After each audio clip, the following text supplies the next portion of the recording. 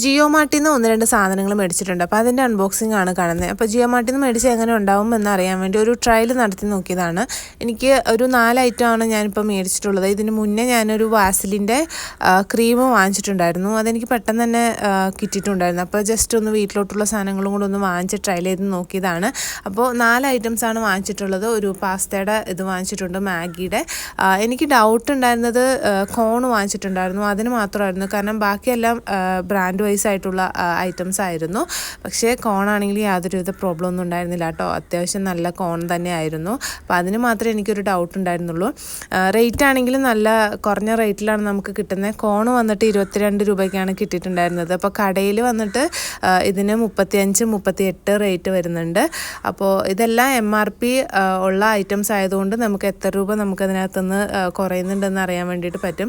എന്താണെങ്കിലും അടിപൊളി ഒരു ഓപ്ഷനാണ് ജിയോ മാർട്ട്.